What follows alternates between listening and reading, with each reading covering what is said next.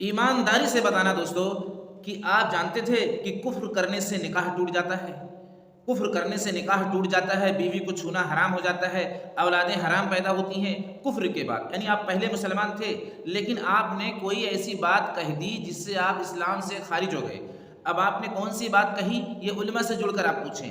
लेकिन अक्सर ये मुआशरे में चल रहा है कि भाई तुमने कुफ्र कर दिया, कलमा पढ़ लो, फिर से इस्लाम में दाखिल हो जाओगे। ठीक है, उसने कर लिया, लेकिन उसका निकाह टूट गया। ये बात फेमस नहीं है, ये बात आम तौर पे लोग नहीं जानते। इसीलिए मैं कहता हूँ एक बड़ी तादाद इंसानों की है जो मोटी मोटी बातों से नावाकिफ है और अपनी बीवी को हराम तरीके से वो छू रहा है, उसकी औलादें हराम हो रही। इसलिए जो है कुफ्र के बाद, कलमा पढ़ने के बाद इंसान ईमान वाला तो हो जाता है, लेकिन निकाह टूट जाता, निकाह नहीं होता उसका। अब उसको दोबारा निकाह पढ़ाना पड़ेगा। इसलिए वो उलमा से जुड़कर इसकी तहकीक करे, जज्बा पैदा करे।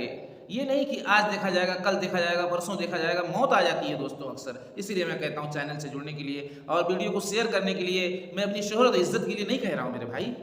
बहुत बड़ी तादाद में सर्वे कर रहा हूँ। अक्सर लोग ये कहेंगे ये तो बात मुझे नहीं मालूम, ये तो मैं नहीं जानता हूँ। अच्छा अच्छा, ऐसे? और वो अच्छे खासे पढ़े लिखे लोग हैं, उसमें डॉक्टर भी हैं, उसमें बहुत बड़े बड़े ऊंचे पोस्ट वाले भी हैं, बोल रहे यार ये तुमको नहीं मालूम। अब बताओ, अल्लाह किस पढ़ाई के बारे में पूछेगा आपसे? चंद दिन की, चंद कौड़ी की जिंदगी, अल्लाह किसके बारे में पूछेगा? कब्र में किस चीज के बारे में सवाल होगा? तो पता चला बड़े बड़े ऊंचे पोस्ट वालों को भी ये नहीं पता कि कुफ्र करने के बाद निकाह टूट जाता है और बीवी बीवी हम पर हराम हो जाती है। ये कितनी बड़ी बात मैं आप तक पहुंचाया हूँ। आप कुफ्र की कितनी किस्में हैं, आप उलमा से जुड़ो। मैंने ये एक बात क्लियर कर दी कि अगर कुफ्र हो गया तो कलमा पढ़ने से, अगर वो शादीशुदा है तो उसका इस्लाम में तो वापसी हो गई, लेकिन उसकी बीवी उस पर हराम हो गई। इसकी तहकीक कर लो दोस्तों। और दूसरी एक बड़ी जानकारी मैं आपको पहुंचाना चाहता हूँ। दूसरी बड़ी जानकारी ये है कि कुछ औरतें ये समझती हैं कि हैज़ यानी पीरियड 1 हफ्ते तक की मिकदार है नमाज ना पढ़ने की। यानी अगर उनको 4 दिन पर भी ख़त्म हो रहा है, 5 दिन पर भी ख़त्म हो रहा है, 3 दिन पर भी ख़त्म हो रहा है, तो 1 हफ्ते के बाद ही नमाज़ पढ़ रही हैं अक्सर औरतें। ये नुकसान, इस कदर बड़ा नुकसान, ये कैसे इसकी भरपाई होगी? इतनी माएँ और बहनों की नमाज़ें क़ज़ा हो रही हैं, हालांकि वो नमाज की पाबंद हैं, वो नमाज क़ज़ा नहीं करना चाहती, लेकिन उनको मालूमात ही नहीं, वो समझ रहे कि 1 हफ्ता फिक्स है। तो ये बात कौन पहुँचाएगा? जिसका जिस दिन से रुक जाए उसी दिन से वो नमाज शुरू कर ले और उलमा से तहकीक कर ले। यानी करीब करीब में अदारे बने हुए हैं, गांव में आलिम लोग हैं, आप पूछो, नहीं तो आप एक बहुत बड़ा खसारा देखोगे आखिरत में, बहुत बड़ा खसारा। और जब खसारा हो जाएगा तो फिर उसकी भरपाई का कोई रास्ता नहीं है।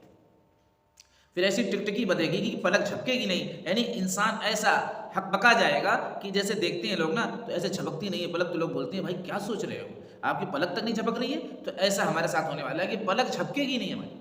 इसलिए आज सारे नुकसान की भरपाई करनी है, पूछना है। तो 2 बड़े मसाइल आपके सामने रखे गए दोस्तों। इन 2 बड़े मसाइल को लोगों में आम करो और फैलाओ। ये हमारा हक है, ये इंसानियत का हक है, ये एक इंसानियत का दर्द है कि हम लोगों तक अच्छी बात का हुक्म और बुरी बातों से मना करने को पहुंचाने वाले बन जाएं। ये सबसे बड़ी कामयाबी और सबसे बड़ी पोस्ट और सबसे बड़ी डिग्री है ये। अगर किसी को ये हासिल होगी तो बहुत बड़ा खुशनसीब है दोस्तों। अब से वक्त है हम वापसी कर लें, अब से जुड़ जाएं अल्लाह के काम में, अपने रब के काम में, अपने रब के मुताबिक, अपने रब के ऑर्डर पर अपने आप को कुर्बान करने वाले बन जाएं। अभी से सवेरा है दोस्तों। आंख बंद हो जाएगी तो सिवाय अफसोस और शर्मिंदगी के किसी के कुछ हाथ नहीं आया। अगर वो मर्जी के मुताबिक, अपने रब की मर्जी के मुताबिक ज़िंदगी गुजार के नहीं गया है तो अफसोस और शर्मिंदगी के अलावा, हाय हाय के अलावा कुछ भी नहीं मिला उसे। अस्सलाम वालेकुम।